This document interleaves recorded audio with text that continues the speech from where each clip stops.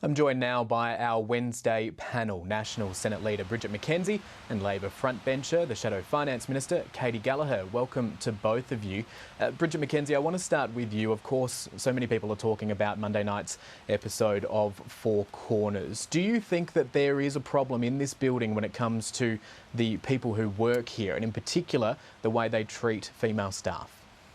Well, look, Matt, I want to see as many regional women working here in Parliament House, either as MPs or as staff, and that's a role I take very seriously as a leader of the National Party, the first female senator from our party to come here in 100 years, the first female agriculture minister and Senate leader. And I do that by welcoming, we've got so many articulate, strong, intelligent regional women in our MP cohort now as a result of the last election, but also making sure our female staff in the National Party have a strong team network, that they're mentored to really grow their career pathways in the very best way possible. This is a unique job, it's a unique place to work, it's intense, it's high stakes, and it's a very serious job. But everybody needs to feel safe and respected in their workplace. Do you think people have been using that unique nature and that intensity to sort of overshadow or use as an excuse to behave in a way that would not otherwise be accepted in any other workplace? Oh, look, I think we all come here to do the very best we can for the people who sent us here. I know that the people I work with take that job very, very seriously, and we make sure that our staff are appropriately looked after. I think the issues raised on Monday night are appropriately being investigated, and that I want to make sure that our staff in Parliament House know that there are appropriate support services available should they need them. Katie Gallagher, I'll pose the same question to you because, of course, it is not unique, but it is appropriate with two female members of the Senate on the panel today to ask you about your experiences in this building. Have you seen poor behaviour exhibited by some of your male colleagues in your time here? Hi, and thanks for having me on the show, and hi, Bridget. Look, I haven't personally seen any, but that's not to say that it doesn't happen across this Parliament. I think, and I agree with a lot of what Bridget has said. I would like to acknowledge, though, that it is difficult for women to come forward often to raise complaints, and so I think the women that have come forward have shown some bravery in that, and I acknowledge that. And I think we shouldn't be too quick to dismiss or say that there isn't problems in this workplace, like I think we see across workplaces in modern Australia. And I agree with Bridget. Anyone coming here to work should be able to do so in a safe way. It is an unusual workplace. It's high stress, long hours, people away from families. There's a whole range of things.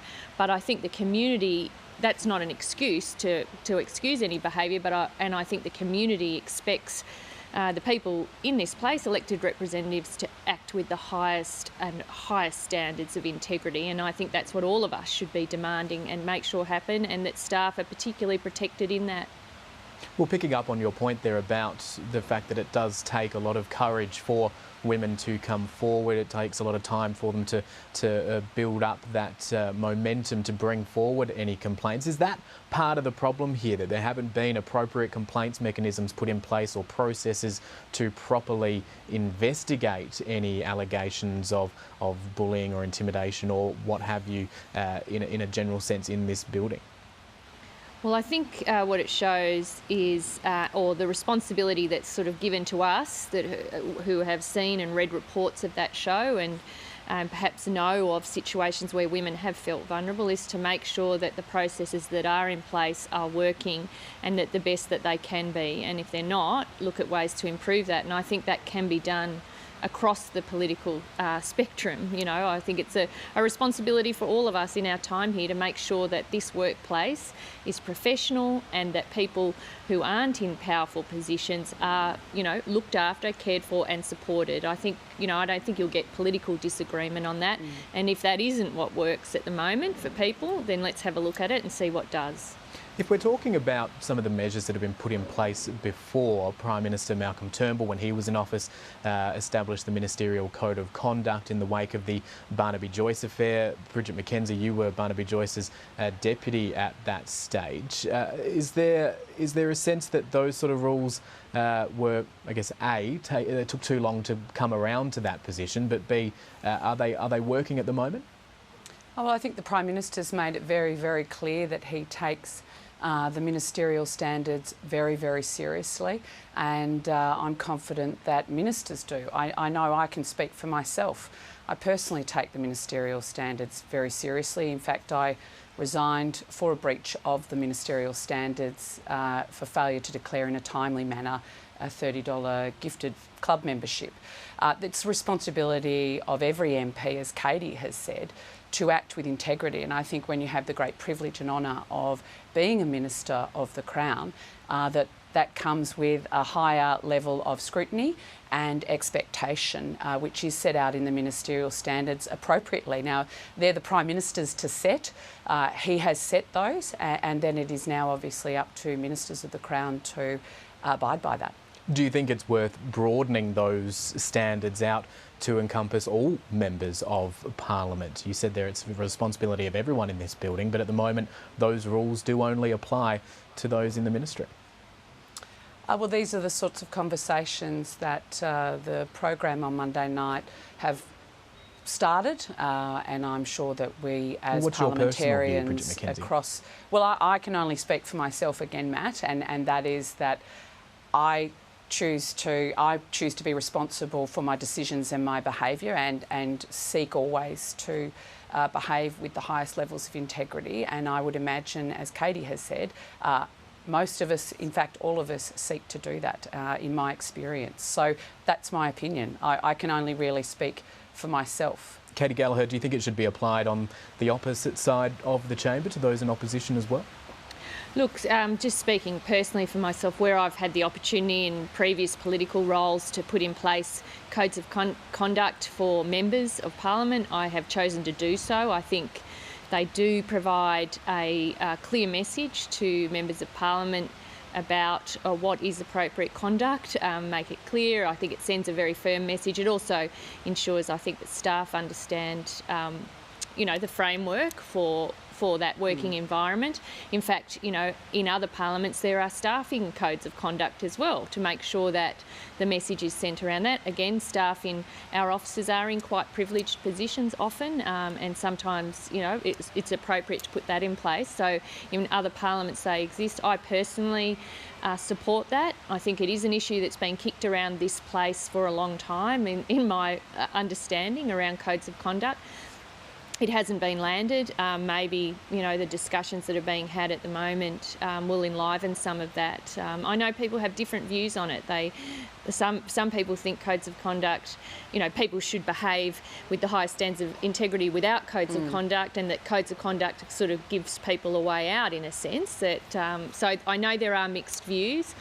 Personally, I think they do work, and they are a good framework to have in place. We'll see how that debate plays out. I do want to change tack slightly and ask about some of the debate that's been happening within the Labor Party. Katie Gallagher, it seems like everyone's talking about what happened in that cabinet meeting on Monday night. Would you be prepared to share any insights? Look, I have a very firm view about talking about shadow cabinet meetings, or cabinet meetings for that matter. You don't talk about them the minute you break that. It's seems like some of your colleagues are. Yes, no, I have certainly read the reports. I'm not going to contribute to that other than, I turn up to work every day to hold this government to account. I would prefer that we were talking about how we hold the government to account and how we seek to, move to the other side from the opposition benches to the government benches. That's my view about the discussions the Labor Party should be having, and matters within the shadow cabinet should remain private. Do you agree with some of the comments that have been made this morning by your colleague Mark Dreyfus, that the debate or the discourse that Joel Fitzgibbon was engaging in on the party's platform on climate and energy were undermining the broader Labor message? Well, I think I haven't seen Mark's comments. I'll let him speak for himself. I think there are elements of what Joel says around jobs and making, ensuring people working in the resources and energy sector feel valued, and understanding what the future looks like for them and their families is a really important one. I don't think we can pretend that isn't a debate we have to be involved in, and a discussion about jobs and the future of work, and all of those things are really important. Equally, having a progressive and meaningful position on climate change is also important. But I think you can have both of those discussions. I don't think they're in conflict. That's perhaps slightly different to what Mark or Joel has said, and that's what I will be pushing forward within Labor. I think we have to have both of the discussions. Where you choose to have one or the other, I think there is a problem. People of Australia need us to be engaging on both jobs and meaningful action on climate change. Well, Bridget McKenzie, that's something that the Nationals Party has been accused of doing from time to time, focusing just on the industries within the regions in which you represent and leaving aside the broader discussion about climate change. How do you, as a government governing in coalition with your Liberal partners, actually prove to the Australian people that you are serious about tackling this growing threat? Yeah, look, Matt, I think you raise a fantastic question, but I don't apologise, and nor would any of my National Party colleagues apologise for standing up for miners, for farmers, for foresters and fishers, the main industry drivers and job creators out in regional Australia.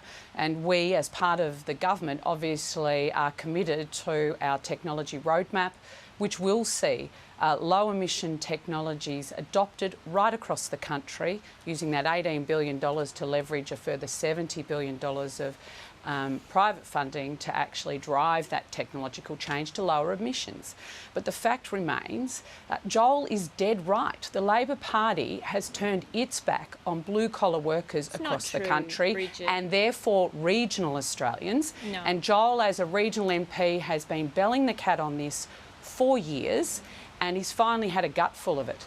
Well, you know, the election results speak for themselves, Katie. That's the reality. Joel is right. I'd love him to come and join the National Party rather than continue to fight some failed attempt to get this modern Labor Party to remember where it comes from, which is actually regional Queensland and standing up for shearers. But Bridget McKenzie, I mean, a lot of, or a number of coalition leaders have lost their jobs on the issue of energy and climate policy over the last few years.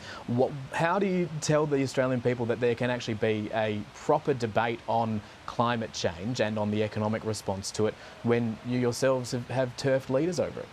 But Matt, that's actually not the case. I mean, you won't hear me rejecting the science of climate change, but what I also simultaneously won't be doing is sacrificing regional workforces, regional communities and regional industries on some imagined altar of an ideology around low emission workforces. The reality is you can do both. That is exactly what our government is doing. It is having a target and has a plan, Katie, to move towards the target. You've set a target with no plan. No. Your plan, you don't actually have a plan. You've had 14 different climate change policies in the last 6 years. That's the reality. And Joel knows it. You don't even have an energy policy. He represents workers in the regions, Katie. He represents blue-collar workers, and he whereas will continue unfortunately, to do that, for most of the Labor Party caucus, they are too busy chasing green votes in inner-city seats. It is true. And therefore, the argument you're prosecuting to the public, they're absolutely rejecting because it doesn't suit their aspirations for their families and their families' future. I mean, Senator Gallagher, I feel like I need to give you a very brief right of reply because we do need to let you both go to the chamber for question time. But briefly. And we're friends after this, Matt, we are. too. And I've got the first question, so I will not be able to be late. All right, well, I'll keep talking then. Look, I think it really is important for Labor to engage in those regional communities. We do so. We're going to continue to do so. I don't think it's an either or. I think we have to have meaningful action on climate change and a discussion about jobs, job security and good jobs going forward. That's what we intend to do, and we will continue to do it right up to the election, and we will have very clear policies as we head into that time. Well, it is good to see that everyone is friends after one of these these very robust debates on Capitol Hill. Bridget McKenzie, Katie Gallagher, thank you both for joining us today. Thanks very much, Matt. Authorised by Bridget McKenzie, National Party of Australia, Wodonga.